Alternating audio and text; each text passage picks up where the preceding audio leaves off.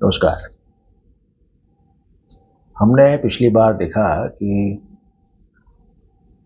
Ignorance क्या है और ये जो इग्नोरेंस है जहाँ भी होगी वहाँ एक वैक्यूम होगा और वो वैक्यूम कोई ना कोई कॉन्सेप्ट उसको ऑक्यूपाई करेगा। तो इस प्रकार से कोई भी कॉन्सेप्ट है तो वो एक अज्ञान के कारण है। कॉन्सेप्ट्स अविद्या। फिर उन्होंने ये भी कहा कि यदि हम कॉन्सेप्ट्स को हटा देंगे, कॉन्सेप्चुअलाइजेशन को हटा दिया, तो फिर कुछ भी यहाँ पे एग्जिस्ट नहीं करेगा, यहाँ तक कि जीव भी नहीं करेगा। जीव मतलब आई, मैं भी नहीं होगा। तो जब परसीव करने वाला नहीं होगा तो जिसको परसीव करना है वो भी नहीं होगा। जब सब्जेक्ट नहीं होगा तो ऑब्जेक्ट भी नहीं होगा। अब हम देखते हैं आगे क्या होता है। आगे राम ने पूछा कि ये जो ब्रह्मांडीय इंटेलिजेंस है, कॉस्मिक इंटेलिजेंस है, ये किस प्रकार से जब वो रॉक्स में होती है, पत्थरों में होती है, तो वो किस प्रकार से जड़ में कन्वर्ट हो जाती है। तो इन्होंने कहा कि कॉन्शियसनेस तो वही है, पर उस कॉन्शियसनेस के अंदर के जो दो इंपॉर्टेंट फैकल्टीज है, एक हो गया मूवमेंट का और दूसरी हो गई थिंकिंग की। तो यानी कि कॉन्शियसनेस वही है, मगर उसके अंदर कि ये जो दो फैक्टर्स हैं वो इस पत्थर के अंदर नहीं होते हैं। तो इसी कारण से इन्होंने कहा कि ये वो स्टेट है जो कि एक सोते हुए डीप स्लीप में जो व्यक्ति है वो उसकी तरह से होती है। दोनों तरफ, या तो हम कह दें कि वो पत्थर उस व्यक्ति की तरह है जो डीप स्लीप में है, या ये भी कह सकते हैं कि जो डीप स्लीप में है वो उस पत्थर के तरीके से है जहाँ पे कि उसकी इंटेलिजेंस काम नहीं कर रही है और उसकी थिंकिंग फैकल्टी और मोबिलिटी वाला जो पार्ट है कॉन्शियसनेस का वो उस वक्त वहाँ नहीं है। तो इसके ऊपर अच्छा, फिर उन्होंने ये कहा कि जो डीप स्लीप में है वो लिबरेशन से या मुक्ति से कोसों दूर है, बहुत दूर है। वो ही इज नॉट लिबरेटेड, और इसी कारण से पत्थर का कभी नो माइंड हो ही नहीं सकता क्योंकि माइंड ही नहीं है। तो इस पे राम ने पूछा कि मगर यदि वो डीप स्लीप में है, पत्थर डीप स्लीप स्टेट में है, तो यानी कि उसमें कोई कॉन्सेप्ट भी नहीं है। तो अगर कॉन्सेप्ट नहीं है तो जाहिर है कहीं ना कहीं मुक्ति के पास तो होगा वो। तो वशिष्ठ ने इनको बताया कि भाई मोक्ष जो होता है वो एक अक्रियता के कारण नहीं होता है। यदि हम अक्रिय हैं या निष्क्रिय हैं तो वो स्थिति मोक्ष की नहीं है। यानी कि यदि हमें मान लीजिए एक जगह से दूसरी जगह जाना है और बीच में एक सिटी पड़ रही है, यदि हम एक जगह बैठे रहे तो हम उस पार नहीं पहुंचेंगे।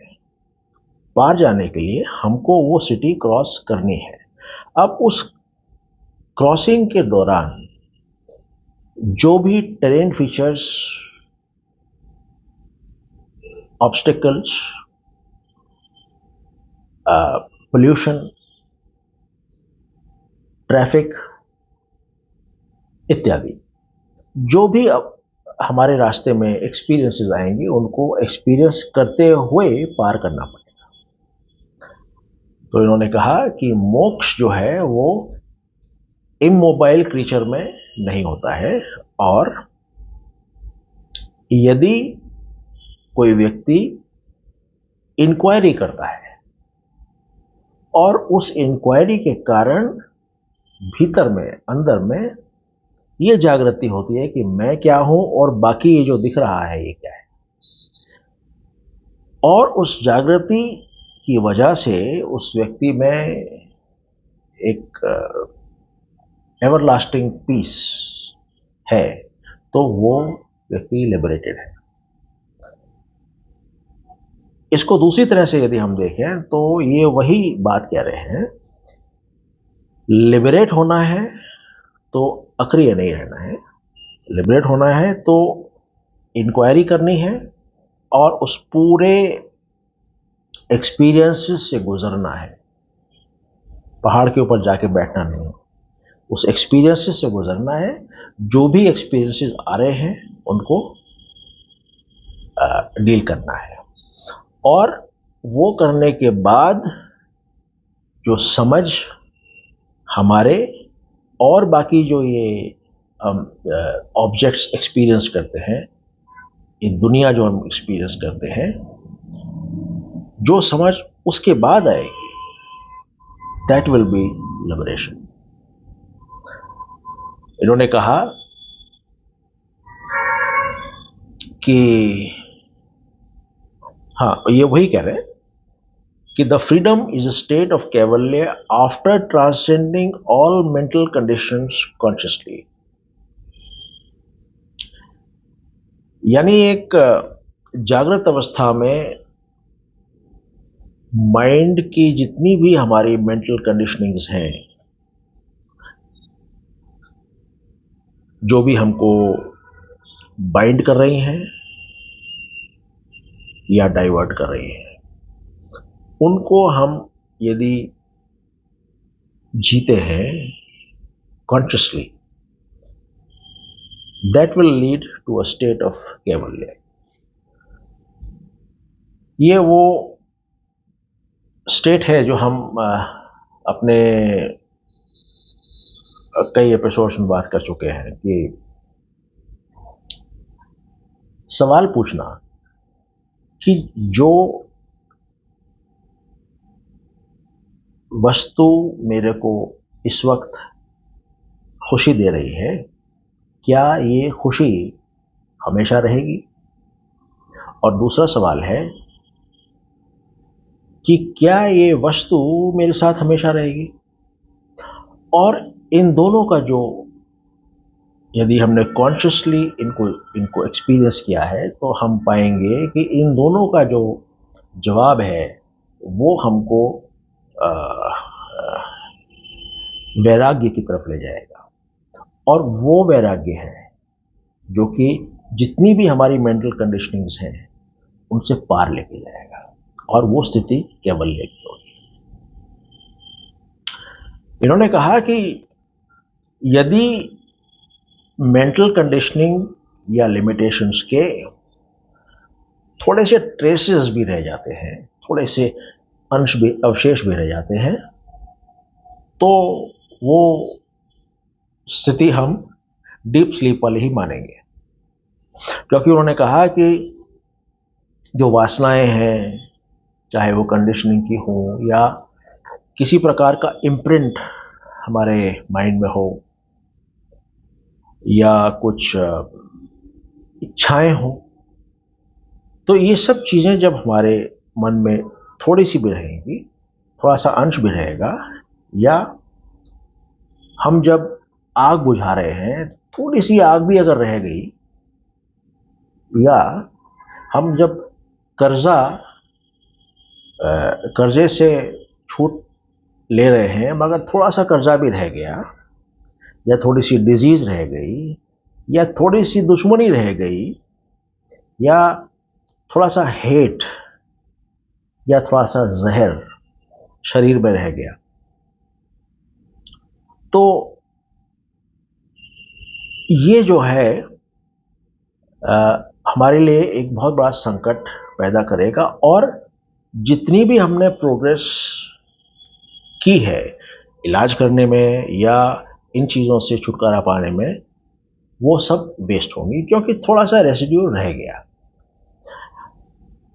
फिर ये कहते हैं कि अगर रेसिड्यू चला गया, ट्रेसेस चले गए, पर फिर भी यदि उसकी एक पोटेंशियलिटी, संभावना भी अगर रह गई, तो ये वैसा होगा जैसे कि एक बीज है, बीज को हमने वो कंडीशंस नहीं दी जहाँ पे कि वो स्प्राउट करे, तो इस वक्त उस बीज में से ना तो कोई फल निकल रहा है, ना फ्रूट, ना कोई पेड़, पर पोटेंशियलिटी तो है। यदि उस बीज की पोटेंशियलिटी भी खत्म करनी है, तो उस बीज को मिट्टी के अंदर भूनना पड़ेगा या तेल में फ्राई करेंगे, तब उसकी वो पोटेंशियलिटी, संभावना, वो कैपेबिलिटी समाप्त होगी। नहीं तो थोड़ा सा भी एक कोई मॉइस्चर आते ही, एक बारिश पड़ते ही वो तुरंत सीड स्प्राउट कर जाएगा। तो ये वो कह रहे हैं कि अगर थोड़ी सी पोटेंशियलिटी भी रह गई वासना की या कंडीशनिंग की, तो भी वो व्यक्ति जो है वो उस चौथी स्टेट में नहीं पहुंच पाएगा, वो इन्हीं तीनों में ही ऑल्टरनेट करता रहेगा। फोर्थ स्टेट जो कि तुरिया है, वो वहां तक नहीं पहुंचेगा। फिर उन्होंने कहा कि in short, avidya is the belief that there exists a reality other than Brahman. In short, उन्होंने कहा कि अविद्या ये है कि ये जो चेतना है, असीम चेतना, इस चेतना के अलावा कुछ है। चेतना है, आत्मा है, ठीक है, पर उस आत्मा के अलावा भी कुछ है, और वो मैं हूं, या ये संसार है, इत्यादि।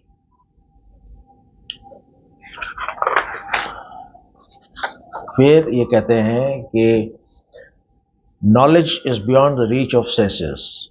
वेरी सिंपल, जहां सेंसेस है वहां जो भी इनपुट्स होंगे वो माइंड में आएंगे, और यहां जो बात कर रहे हैं वो कर रहे हैं सेल्फ नॉलेज की। माइंड और सेल्फ नॉलेज, ये दोनों एक तरह से हम कह सकते हैं इस संदर्भ में एक दूसरे के विपरीत है। जब तक माइंड है तब तक सेल्फ नॉलेज नहीं। इसका हमने पहले देखा है कि माइंड किस तरीके से सेल्फ नॉलेज में हेल्प करता है, दैट ऑल्सो वी हैव। तो इन्होंने कहा कि जिस प्रकार से एक राजा जनक एक जागृत जीवन मुक्त इंसान की तरह से यह अपना राज किया, आप उसी तरीके से इस जीवन को जिए। और फिर उन्होंने एक कहानी सुनाई एक कौवे की, उसका नाम है कुशुंडा। तो इस कहानी पे वो कहते हैं कि मैं जो है ब्रह्मा का पुत्र था, और इस कारण से इंद्र भगवान के जो दरबार हैं उसके अंदर मैं आता जाता रहता था, और वहां जितने भी साधु सन्यासी ऋषि मुनि होते थे वो आते थे, और उन लोगों की बात करते थे जिन्होंने दीर्घायु पाई हो। तो वैसा ही एक सन्यासी, एक ऋषि थे सत तप उन्होंने कहा कि मेरू पर्वत के ऊपर एक इच्छा पूरी करने वाला, इच्छा पूर्ति का एक पेड़ है, और उस पेड़ के ऊपर एक कौवा है जिसका कि नाम भुसुंडा है, और ये फ्री है, ना तो इसको किसी प्रकार का कोई आकर्षण है और ना ही कोई विकर्षण है। उन्होंने कहा कि इसके अलावा वो एक दीर्घ आयु पाया हुआ है और शांत है, एनलाइटेंड है। यदि कोई उसके प्रकार से अपना जीवन जी सके तो वो जीवन एक प्रशंसनीय और सर्वगुण संपन्न जीवन होगा। तो मैं जो है भुसुंडा से मिलने मेरू पर्वत गया और उस इच्छा पूर्ति वृक्ष के ऊपर गया,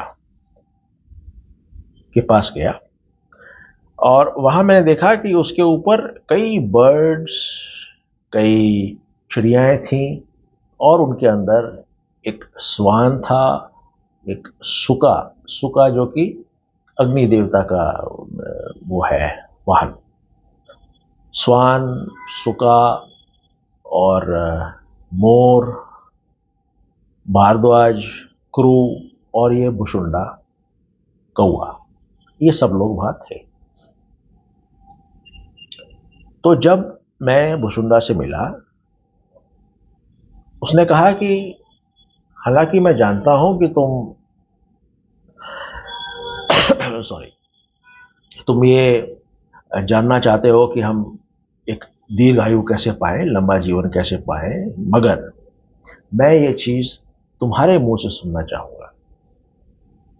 तो मैंने जैसा उन्होंने कहा मैंने बोला। उसके ऊपर भुसुंडा ने रिप्लाई दिया कि जो स्टोरी मैं अभी तुमको मैं सुनाऊंगा वो बड़ी इंस्पायरिंग है, और ये तुम्हारे सारे जो पाप हैं उन सबको समाप्त कर देगी, मगर कंडीशन सिर्फ एक है, आपको उसको ध्यान से सुनना है और उसके साथ रिलेट करना है। इसलिए मैं जो कहानी सुना रहा हूं उसको ध्यान से सुनो। इस यूनिवर्स में भगवान है, भगवानों के भगवान है एक, जिनका नाम हरा है, शिव।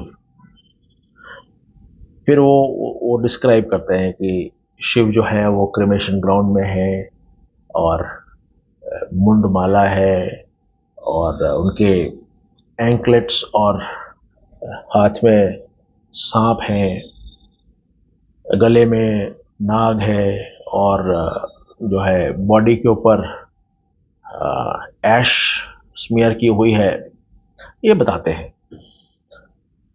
और इसके साथ वो ये भी बोलते हैं कि ये जो शिवा है, इनके चारों तरफ जानवर के मुंह वाले राक्षस प्रेजेंट हैं, और कई फीमेल देवियां हैं। तो उन्होंने कहा कि इन सारी देवियों में 8 देवियां प्रमुख हैं, और उन 8 में से भी एक अलम्बूसा करके एक देवी है, वो बड़ी पूजी जाती है और उनको बड़ा पावरफुल माना जाता है, और उनका एक वाहन है जो कि नीले रंग का कौवा है। तो एक बार ये सारी जितनी भी फीमेल डेटीज, जो देवियां थीं, ये सारी इकट्ठी हुई, और कुछ हवन पूजा का कार्यक्रम इन्होंने किया, और उसके बाद में मदिरा सेवन हुआ, और उस इंटॉक्सिकेटेड स्टेट में वो डिस्कस करने लग गए कि ऐसा क्या कारण है कि जो ये हरा है यानी शिव है, ये हम सब लोगों का तिरस्कार करता है। तो उसके बाद में उन्होंने वहाँ एक डिसऑर्डर फैलाना शुरू कर दिया। सॉरी। और डांसिंग, सिंगिंग, म्यूजिक ये सब करके डिसऑर्डर फैला दिया पूरा। अभी जब ये इस तरह से कर रहे थे तो इनके जो वाहन थे वो भी मदिरा सेवन करने लग गए। और वहीं पर ये जो स्वान था, स्वान के अंदर एक इच्छा जाहिर हुई कि हम जो फीमेल स्वान्स हैं उनके अंदर इच्छा जाहिर हुई कि हम भी किसी से मेट करें, किसी से शारीरिक संबंध बनाएं। तो फिर उन्होंने क्या किया कि जो वहाँ एक कौवा था जिसका नाम कांडा था और जो कि आलमबूसा देवी का वाहन था, उस कौवे से इन सब श्वानों ने शारीरिक संपर्क बनाया। तो कुछ समय बाद उमा ने देखा, सॉरी, इन्होंने क्या किया, कुछ समय बाद उमा को शिव जी के सामने अपनी कुछ मैजिकल पावर्स यूज करके भोजन की तरह प्रस्तुत किया। मगर शिव जी समझ गए, उनको ठीक नहीं लगा और वो इंडिकेशन इन्होंने लिया और वापस से उमा को शिव जी की पत्नी के रूप में पुनर्स्थापित कर दिया। और जब इनकी सब ये पार्टी वार्टी खत्म हो गई तो ब्रह्मी ने देखा कि ये जितने भी हंस हैं ये अभी प्रेग्नेंट हैं, तो इनको ये अपना वो जो इनकी ड्यूटीज हैं वाहन होने की वो नहीं कर पाएंगे। इसलिए उनको कहा कि तुम कहीं और जाकर के अपनी जगह देखो और वहां रहो। भुषुंडा ने कहा कि कुछ समय बाद हम 21 क्रोज कांडा की फैमिली में जन्म लेते हैं और ब्रह्मी की कृपा से हम सबको सेल्फ नॉलेज होता है और हम जीवन मुक्त होते हैं और हम अलम्बुसा देवी की पूजा भी करते हैं। तो एक दिन जो कांडा क्रो है पिता, उन्होंने पूछा कि भाई तुम लोग ने कोई सेल्फ नॉलेज वगैरह आत्मज्ञान प्राप्त किया है? तो उन्होंने बताया हाँ हमने किया, वो ब्रह्मी जी ने हमें कृपा करी और अब हम एक ऐसी सेक्लूडेड जगह देखना चाहते हैं जहां हम शांति से अपना जीवन अच्छी तरह से गुजार सकें। तब कांडा ने इनको बताया कि मैंने एक पर्वत, मेरू पर्वत पे एक घर बनाया है, तुम उधर जाओ, वहां रहो। और इसी कारण से अब मैं यहाँ इस इच्छा पूर्ति वृक्ष के ऊपर जो नेस्ट मेरे पिता ने बनाया था, मैं वहां रहता हूं। ये इतनी कहानी है जो भुषुंडा ने सुनाई। इसके बाद सवाल जवाब शुरू हुए जो कि हम अगले एपिसोड में देखेंगे। शुक्रिया।